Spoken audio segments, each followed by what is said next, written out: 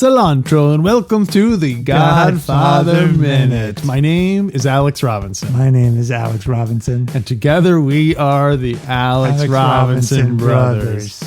Today we're talking about minute 115 of The Godfather. Minute 115. E minuto. Numero. 15. 15. It's that easy. That's easy. So you're speaking Italian now. So are you saying quindici because the emphasis is on the first part of that? Okay. Yeah, I'm pronouncing it like it should be. Quindici. Okay. Quindici. Yeah. Got it. Nice. You're speaking Sicilian, Alex. Wow. I'm going to be able to go there and order minutes in any number of minutes. Do you want to speak Spanish? Sure. Say this. Spell what's underneath your shoes. What's underneath my shoes? S-O-C-K, socks. Huh, what does that mean? How do you spell sock? S-O-C-K. You never heard that commercial? Yeah, That's an old one. Yeah. I wonder if there's an Italian version of that. I wonder.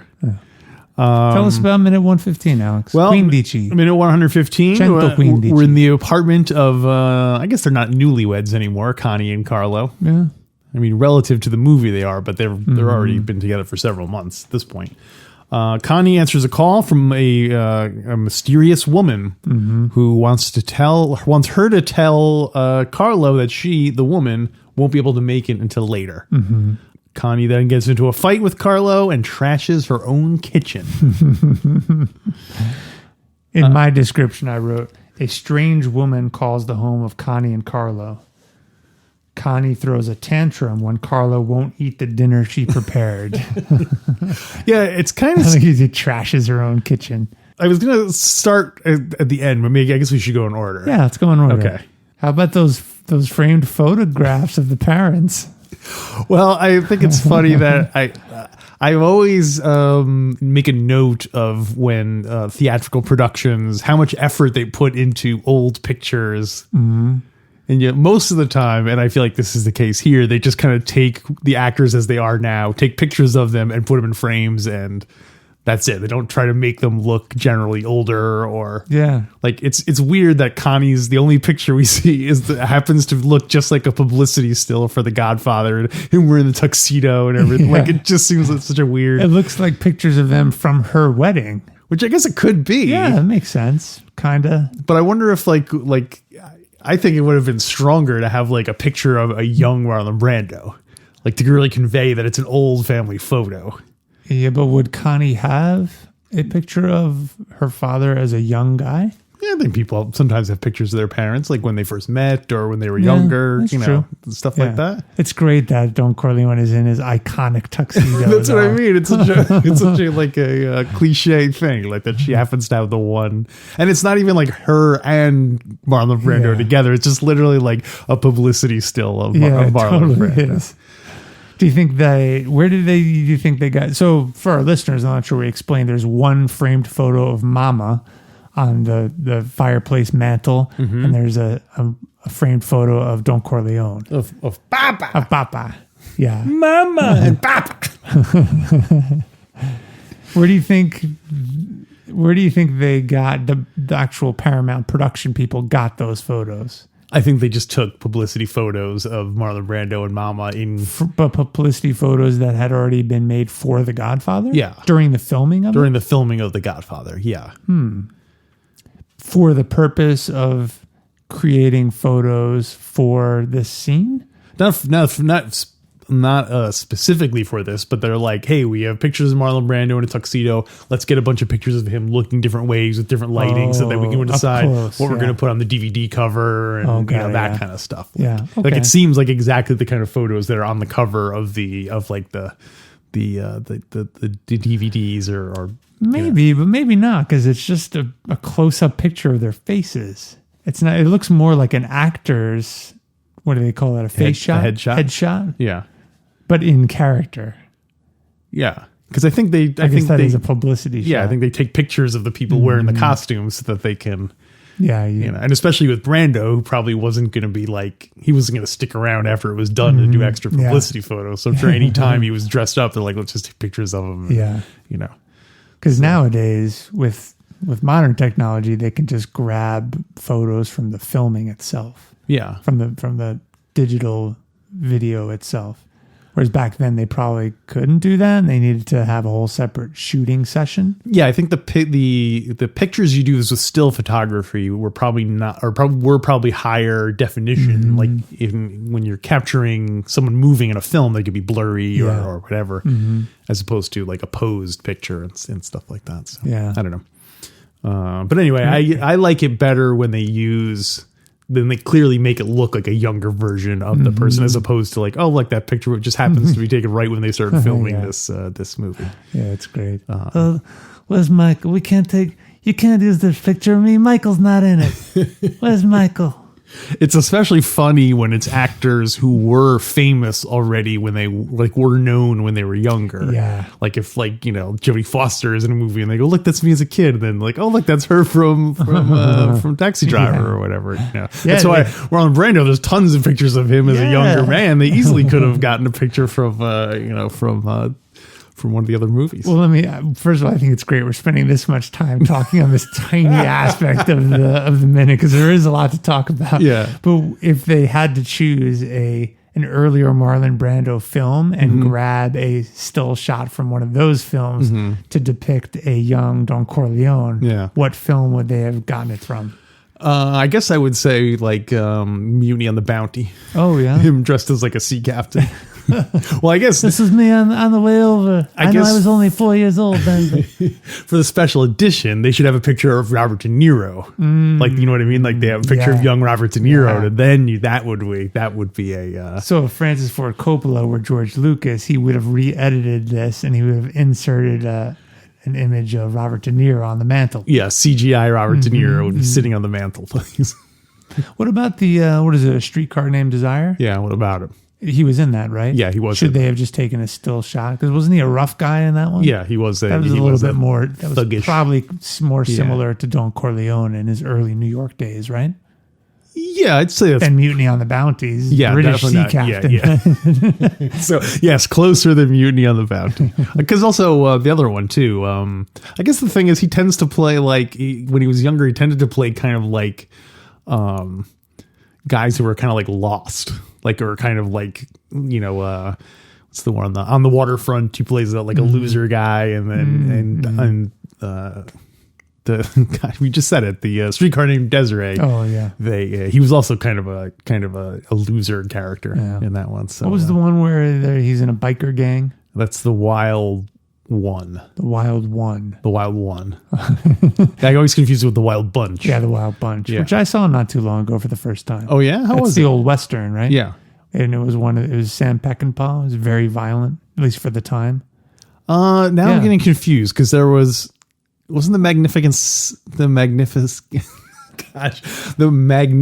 Seven. Quindici. Quindici. Wasn't Magnificent Seven a remake of the Seven Samurai? I thought the Wild One. Yeah. I thought the Wild Bunch was also a remake. Oh, really? Maybe I'm just confusing it with that one. Of those three movies you just talked about. Yeah. I've only seen the Wild Bunch. I haven't seen the Magnificent Seven. I haven't seen the Magnificent Seven either, or the Seven Samurai. Me neither. We'll watch it. Watch it. Yeah. Watch it. So we talked about the background scenery. Another thing in the background, they have a little card table there, like a poker thing. Nice little setup there. Picture Carlo and who was Coach and Rags coming over to play some hearts. Frankie. Yeah. Don Corleone probably requires them to come over and play hearts with Carlo to keep an eye on him. Oh yeah, because he's so bad. That's a swanky thing, having your own little poker table set up, like as a full-time thing. Totally, yeah. Well, are you saying that as a joke? No, I really think it is. I really think it is. Should we tell the viewers what I have in my basement? Is this the thing about you being a serial killer again? Well, I'm really you, don't forget. Oh, that's right. So if I've buried the bodies, that means you've buried the bodies. Yeah. We have a full, real blackjack table in our basement. In your basement, not our basement, yeah. Collectively, That's you correct, and your wife's basement. Your basement and your wife's basement. We found we love to gamble, and we found it on eBay, and it was out just outside of Seattle. Not eBay, sorry, Craigslist. And we drove up to Seattle. On the way to hang out in Seattle and do some gambling at a casino, we stopped, checked it out, liked it, didn't buy it. I didn't buy it. Kept going. Yeah. Hung out in Seattle, played at a casino, won enough money that on the way back, we purchased the blackjack table. So the gambling was the last thing. We saved the gambling for last. And it's really fun to have a real blackjack table in your basement. People come down, they're blown away as we play cards there. We play some hearts. Play hearts. We do board games on there. Shoot it's dice. Fun. Shoot dice. Pitch pennies. We smuggle molasses. Right under the table. And the table is from Harvey's Casino in Lake Tahoe. Harvey. Years ago, apparently, they were renovating it, and the guy we bought it from saw that they were renovating it and bought it straight up because he always wanted a real blackjack table in his house. I love the idea that as time goes by, you're going to keep buying blackjack tables, and you're eventually going to have like a whole setup down in your basement. Oh, casino. Next we'll buy a craps table, and then we'll get some old slot machines. Yeah. Anyway, I do like the card table in Carlo's apartment. Yes. So what do you make of this mysterious woman calling? Well, clearly, I mean, I guess it's Carlo's girlfriend or one of his gumars, or just a girl that I guess. So we're supposed to go into this thinking that this is a setup, right? Not, I think upon first watching, no. Well, that's what I think is kind of cheating about it. Why? Because Carlo is not behaving like a man who is participating in a setup. Like if he was like when she wasn't in the room, if he was like looking and like he doesn't look like he's thinking, "Oh, are we gonna have a fight?" He doesn't seem like he's. No, he doesn't, does he? That's why it seems like a cheat to me because the audience. It's too legit. Yeah, like it especially Carlo should not be that good of an actor that he's going to. And why does he? It seems like if the mission is to get her to call Sonny, then when she walks away and then when he says Bafangul, and like he should immediately just start fighting with her. You shouldn't let her walk away. Like 'cause the whole point is that they have a fight. Yeah. She almost seems like she's instigating the fight more than he is. Yeah. So are you saying this weakens the scene later where Michael confronts Carlo? Well, it's certainly not clear watching this. There doesn't seem any evidence that he was in on it. That Carlo had been approached by Barzini, and this was all set up. Yeah, that's why. That's why it. I do think it does kind of weaken it a bit. Because it's not like because it seems like if the movie was going to hold up to repeated viewings, you'd watch and go, "Oh my gosh, I didn't even notice. Look how guilty he's. Look at the way he looks at her after she leaves. There's nothing in it watching it now that you think, oh look, that's a hint that this is a setup. Yeah. So so that's why I was wondering if it was maybe done like after the fact or like this is definitely the fight scene that leads to Sonny's death. So this has got to be where it happens. Yeah. It's got to be. This must be the place. Yeah. So check this out. As I said last minute, I was prepping for this minute and my wife walked by and so she sat and we talked about Kay's this. Dress. She said she'd been trying to send me this letter for months, but knowing that you wouldn't pass it to me. So she has an interesting, she made an interesting observation, which I had not thought about before. So the woman on the phone says, quote, "Would you tell Carla that I won't be able to make it until later?" Yeah. Right? So my wife asked after she heard that, why didn't Connie pass on the message? Well, that's what's strange to me. She doesn't come in immediately and say, "Oh, that was your whore on the phone" or whatever. So, go ahead. And what my wife is saying is, therefore, Connie is a First of all, there's a lot of layers to this. Connie is not a good wife because she didn't pass on the message. Okay. Like, that's the basic level. Yeah, she had one job. Yeah. But check this out. The woman says, please tell him I won't be able to make it until later. If Connie had passed on the message to Carlo, he would have stayed. Hey, you this woman said she can't meet you till later. Right. Therefore, you have no reason to go out. So Carlo probably would have stayed. So in a sense, it was Connie. By not passing on the message, Connie was the one who I see, yeah. who She inadvertently wound up being the one to create the fight, cause the fight, which led to her getting beat up, which led to Santino finding out about it, which led to his death. Right. So therefore, it was Connie's fault. all along. It was you. I knew it all along. Isn't that sick? Well, but I'm not 100% sure because, well, we don't know what Carlo would have done. Yeah, that's true. Because that's what's weird is when she's yelling at him at the beginning, in this minute, she doesn't even bring up she's just talking about the dinner.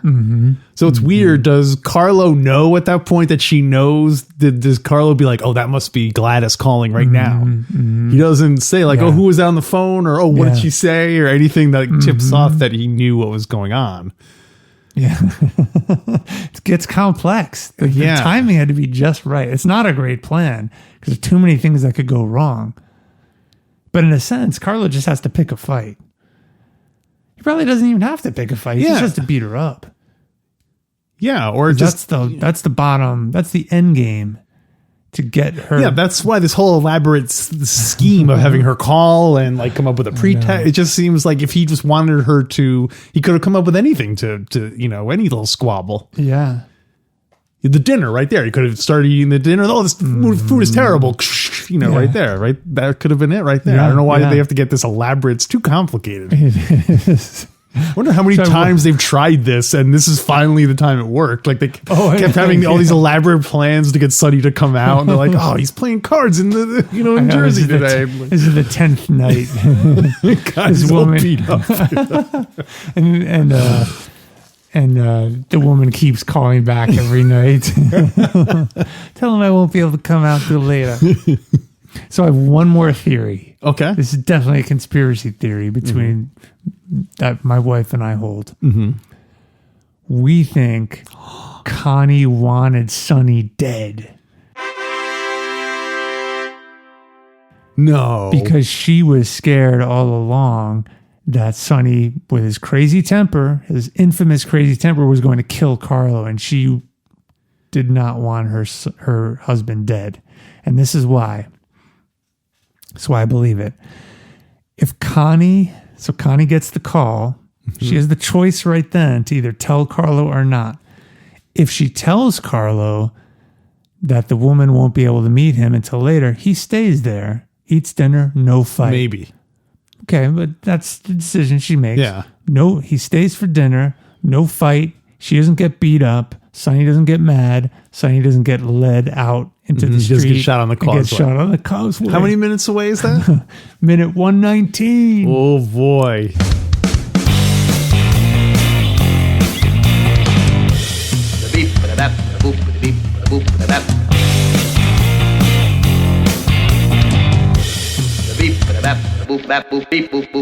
Pop had Jinko, you're stuck with Hagen.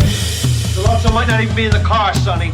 But he's right to steal his heart. Lots of money he'll be making. A lot of money in that white car. Lucy, home. Made a big mistake, should have kept your mouth shut. Sonny was hot for my deal. You can't talk business with him. And Carlo made a mess, now you gotta clean it up. Now clean it up! Pop's in a coma, Fredo's losing his mind. Where the hell is Luca? You are out of time. Tick tock, we're counting down every day. What can I do? What can I do? To get to Carlo, gotta make it through the causeway. Sonny on the causeway. Listen to me, you better listen to Clemenza's wife. Don't forget the cannoli. Yeah. You're gonna pay the final toll. with your life. I'm going to miss that song. Yeah, it's a good one. However, just had the whole song in between our, However, when the mysterious woman calls, Connie chooses to not give the message to Carlo. Therefore, he's going to leave because he thinks he still has the date, which causes the fight, which causes Carlo to beat her up, which causes Sonny to see her, get mad, and get let out and get shot on the causeway. It was Connie all along. Well, wait a minute. So she calls Sonny to say, "Oh, I got beat up again." After this, I don't remember how she finds out. How he finds out. he doesn't come over, does he? Does he just call? I don't remember. It's coming up. I think he calls. I'm sorry, she calls. Yes, yeah, she calls. Mama picks up the phone. Remember the baby's crying? Yeah. And she's like, "What? I can't understand you. Take the baby." And then I think Santino gets on the phone, and then he hears from Connie, and then he goes, Okay. So if that was Connie's plan, and it wasn't even contingent on her actually being beaten up. Yeah. Well, I think that was a plan B. She can't just straight up lie. She has to make it look real because if there's no guarantee Santino's going to be killed. She can't make up that story and then a day later Santino sees her and she's not beat up. Yeah. You don't pull a wool over Corleone's eyes like that. Is that what Michael says later? So, you're not buying it. It's more complex than the other. That's what I mean. It seems to be adding a whole nother layer of, like, if she wanted to have Sonny get killed, why wouldn't you just lure him out somewhere and not even have it be connected to her? Why wouldn't she just say, call the Tatalias and say, "Listen, Sonny's going to be at this address." I don't think that's too risky. Why? That's more risky than having her get beat up and they happen to catch Sonny on the causeway. Why is that less risky? I think then? Well, one, you're openly betraying your family. Like the Tatalias and everyone would have that information about her that she called them, and like I said, that's. But they must know that doesn't Barzini? They know that they're using her as a. Oh, no, she's not using Barzini or she's not in it with Barzini. This is her own thing. This is completely exclusive of any Barzini or Carlo plan. So does she know Carlo is trying to lure Sonny out? They're both, that's the irony. They're both trying to get rid of Sonny. Yeah, it seems like they're just team up and do it. But let me ask you this. Yes. If Constance had to pick Constance, either I don't think it's Constance, is it? Is it like Conchetta or something? It must be something more Italian, like Constanzia or something. Yeah. That's the Anglo version. Yeah. If Connie had to pick Carlo or Sonny, who would she pick? If Connie had to pick? Yeah. Oh, she would pick Sonny. Really? Family. Always pick family. But to be killed, she would have her husband killed? Yes. Well, wow, I mean, above Sonny. More than her brother. You seem so certain about that. I'm not so sure, Alex. Interesting. Yeah. Well, I don't think I think it's an interesting claim. I would like it. It would be certainly provocative, big if true, but I don't see any evidence of it really. It would seem like it to require a. But you know what? I'm going to go along with it. I'm going to say yes that she that it was Connie all along. Well, maybe she was trying to take over the family basically because Mikey's out of town. Mikey's gone, theoretically never to return. That's right. If Sonny's gone, and Fredo, that'd be he's so sweet. That'd be bad if she stepped over Fredo. That's why he's so mad. You're my youngest sister. I want respect. Well, because she's basically like almost like the consigliere in GF3. She's like Mikey's kind of like side, the hand of the emperor, the hand of the king. That's right. She and Al decide together to have Joey Zaza whacked. Yeah, she rose about as high as she probably could in the male-dominated field of mafioso. Yeah. So interesting. Yeah, Puzo does write about some of the stuff in the book. Does he mention Connie's? Does he mention that she's implicated in the crime? He does not. I was reading between the lines. She's innocent. That'd be great. The scene you don't see is at the end. It's a scene we'd like to see. So Michael's plan was to first approach Carlo at the end of the movie to try to get him to confess. And if he didn't, then he was going to do the same thing with Connie. Oh, that was his plan. Be like, maybe she is the one. Do you think maybe he's actually gone to like 20 different people already? He's like, well, it wasn't Clemenza. Whatever happened to Paulie? Oh, right. Right, it wasn't him. Was it Rocco? And he finally gets down to Carlo. And Fish almost confessed. Yeah, you know. Barney? You didn't think it was me, Barney? I was always the smart one. I wouldn't hang my hat on that plan. Oh, I wanted to do it, but Connie ruined all my arrangements. Connie? So what else is to say in the book there? Well, let me review the whole scene. What is this? Let's say in your little book there, Egghead. Let's see. One evening, Connie received an anonymous phone call, a girl's voice asking for Carlo. Who is this? Connie asked. The girl on the other end giggled, which we didn't hear in the movie. I'm afraid of Carlos. I just wanted to tell him I can't see him tonight. I have to go out of town. Oh, so that's different. Because in the movie, she says, I won't meet him until later. So also, it didn't even occur to me now, but do you think Carlo, when he leaves, like maybe I should save this for next week because he doesn't leave in this minute, but does he basically go to where he's supposed to be meeting this lady and he's all, where the hell is she? Because he never got the message? Yeah. or is the whole message just a ruse anyway? Like he knew that was the signal that it's that not was clear. Maybe I need to go through the book in more. Yeah. Just reread this entire section. I'm telling you, if Frankie Ford had given us some clue, like had even like Carlo looking sideways or looking at his watch or something that made me think, oh, there's something weird about that. Why is he doing that? Yeah. I don't. So far, the book doesn't provide any clarity on it. Puzo writes, Carlo had gone. So Connie gets the call. Carlo had gone to the track for that afternoon, and when he came home in the late evening, he was sore at losing and half drunk from the bottle he always carried. It's great to think he's always carrying a bottle around. Mm-hmm. As soon as he stepped into the door, what do you think he drinks? I think it was whiskey. Whiskey. I think it's whiskey. Yeah. Amasette. As soon as he champagne cocktails. As soon as he stepped in the door, Connie started screaming curses at him. So he's not even home when she gets the call. He ignored her and went in to take a shower. When he came out, he dried his naked body in front of her and started doling up to go out. Dolling? Dolling up? Dolling up. Yeah, you don't hear that much anymore. No. Blah, blah, blah. You lousy bastard, you have the nerve to give your whores my phone number? I'll kick you, you bastard. She rushed at him, kicking and scratching. You're crazy, he said coldly. Crazy. Let's see. Connie ducked around him. So she's kind of clawing at him and stuff, and he's just kind of pushing her away. But of course, Puzo can't not write about some sexual energy here.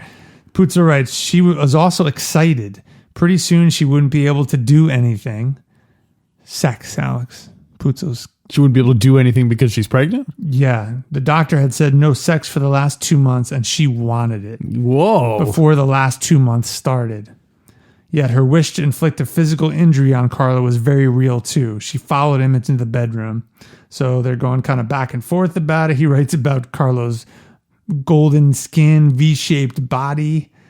You're going to give me dinner, etc. Connie came into the bedroom. This is where they start arguing. Food's on. It is whiskey, Alex.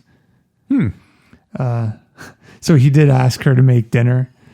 And she says, it's on the table. And he says, stick it up your ass. Whoa! He drank off the rest of the whiskey in the water glass, tilted the bottle to fill it again. He paid no more attention to her. Connie went into the kitchen, picked up the plates filled with food, and smashed them against the sink. You're supposed to be doing the sound effects. There's your husband. There's your husband. The loud crashes brought Carlo in from the bedroom. And then we'll continue next minute with what Puzo writes. Oh, yeah, exciting. Yeah. So not too much different. Yeah. No clue there. That No Carlo clue. seems almost as oblivious to it as the... Is the film Carlo even more oblivious because he's drunk? He came in after the call. Yeah. Oh, maybe he made the call outside. Hello, is Carlo there? I know. Well, remember first he used to giggle. Try it again. yeah. Try it again. I'll be Connie. Here we Okay, go. go ahead. Okay. Hello. It's Carlo. Stop it! I'm asking her. Is Carlo there? Who is this? It's a friend of his. Tell him I'm gonna be late. Yeah, right. Tell him I'm gonna be late. Okay, cut. I think that was even more held together than Carlo could have done. Or he's half wasted. Oh, that's true. That's Yeah, true. yeah. I could. It was a lot Let's of. try it again. It was a lot of acting work to do the female voice, to be drunk, to the giggling, and to be like I'm talking to other people on my end of the phone who are That's true. involved in the prank. You know, That's what I right, mean? because you're Carlo pretending to be Carlo's girlfriend. You're drunk Carlo. Drunk Carlo. Pretending to be Carlo's girlfriend. Yeah. You want to give it a try? Yeah, I'll try Okay. it again. I'll be Oh, Connie. yeah, so I'm Carlo. You are drunk Carlo. Right down on the street corner. Yeah, at a at the payphone. candy Okay. shop. Action.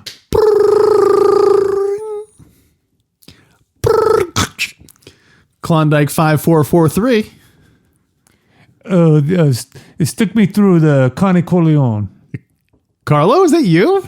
Oh, I thought this was the switchboard.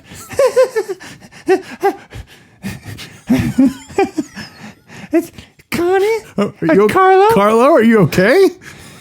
This is a friend of Carlo's. Connie? Carlo? Yeah. Could you start making me dinner? Okay, I guess so. Who was that lady on the phone? I thought this was someone else. Wrong number. I thought it was someone else after he asked her to make dinner. I see what you mean. It's really hard to keep track of all. It's you really got to. It's tough to do. Do it one more time. Okay, wait. I'm Connie. You're Connie. Yeah. Okay, and stick it through. okay. Connie Corleone. Yeah, is Carlo there? I mean, is Carlo there? He's not here right now. Is Carlo? Is that you? No, this is a friend of Carlo's. Oh, Dude, could you do me a favor and give him a message? sure. What is it? Yeah, Sir? you stupid guinea brat. Leave him a message. Tell him I won't be able to hang out until later. Okay. Is there I'm one of number- his lady Is friends. there a number? Oh, you're one of his lady friends. Yeah, I'm one of his special lady friends. Special lady friends. Yeah, you guinea brat. I'm not not passing on the message to him. Well, you spoiled brat. Go ahead, break it all. You spoiled brat. Yeah, that's right. Now clear it up. So you didn't go with the whole giggling lady routine. Well, I meant to do it like he was so drunk he even forgot to throw his voice. He's just like, yeah, I want to. This is called lady for calling for Carlo. So Anyway. so let's assume what would Everyone's getting getting in on this plan to have Sonny killed. Connie, this is one of Carlo's girlfriends. Please tell him that I will be late for going out tonight. he might not even get in the car, Connie. Sonny might not even get in the car. He would tell him what a bad plan. He would have told him what a bad plan it was. That it was dependent on a lot of contingencies. How about this? Why don't you tell? So Hagen, why don't you tell your Don what everyone else seems to know? They shot Sonny on the causeway, but my plan failed. It was Connie's plan. Oh, He's crying because he Yeah. wanted to be the one to kill Sonny. my plan didn't work. This is the most complex episode we've ever done with all these different theories, characters.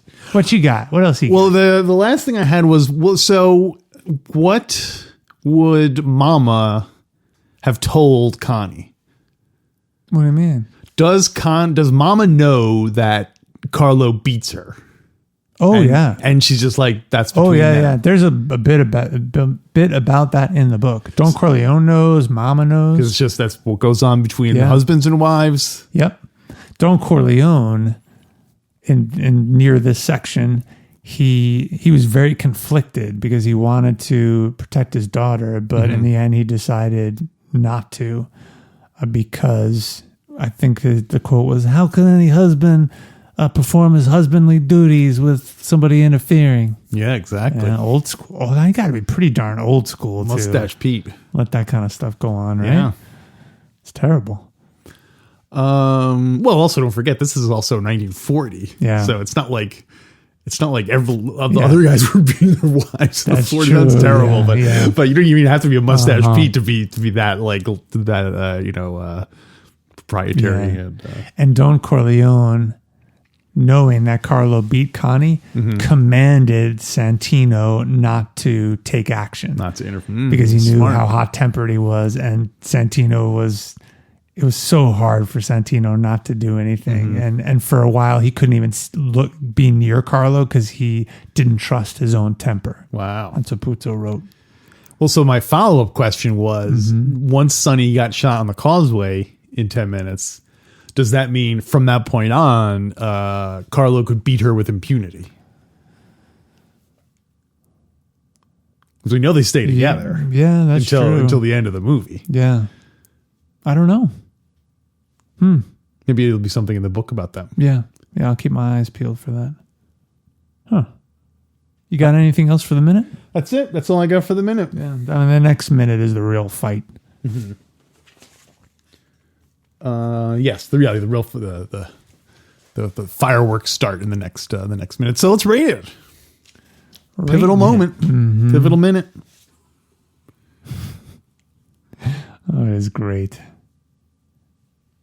You got the call. You got the conspiracy theories. You got the conspiracy theory. Yeah.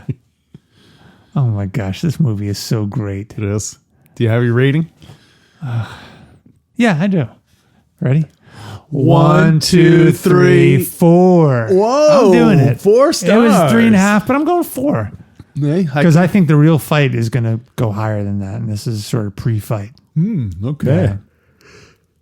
Yeah. That's it. That's all I got. I got no strong argument. I guess if it's a 1 point difference, it's hard to you can't really argue with someone. If you get gone 5. Anyway. You got any teasers for the bonus content? I don't know. We haven't talked about it. We did Twilight Zone last week. Well, and for our listeners, we've added a standing item, which is horoscopes. What are all the standing items currently? We have headlines inspired by the minute, newspaper headlines, Political cartoons, political cartoons inspired by the minute, Beatles songs, Beatles songs that could be played during the minute, in general, adding to our musical, our Godfather musical, D&D stats, D&D stats, and we recently added horoscopes. We pick a character, Andy reads the horoscope, and we try to apply it to the Godfather. Yeah, So which has been a lot of fun. We're filling up with so many recurring features. We almost don't even have any room to do adding new things, but we still manage to. We want people to get their money's worth. So we try to squeeze at least $1 worth of entertainment in every bonus content. Yeah, think of it as a 10 cents every 4 minutes or something. Yeah, exactly. Is it even that much? Depends on how long the bonus content true, is, I yeah. guess. So anyway, we'll come up with something to talk about. If you want to listen to that, go to godfatherminute.com/support and sign up there, and you can get the bonus content right. And plus the whole backlog of bonus contents. It's a lot of money in them bonus contents. Yeah. I mean, it's not a lot. You pay the same amount no matter how many you listen to. That's right. Have fun. Go to town out there. Yeah. Tell a friend. Tell a friend. Leave us a good review wherever you buy your podcasts. And until then, Wait, I'm sorry to stop you. Is it possible? What? Go ahead. Is it possible to take clips of the movie? Yeah, I guess it is an overdub certain lines. Oh, sure. We should start doing that. What do you mean? If the technology is possible. What do you mean? For example, I'm thinking of this scene, and when Connie picks up the phone, we have the voice go, "Hey, you should listen to Godfather Minute." And she goes, "Who is this?" Yeah, totally. That seems like it'd be very easy to do. Yeah, anyway, until next time, there shall be no acts of vengeance.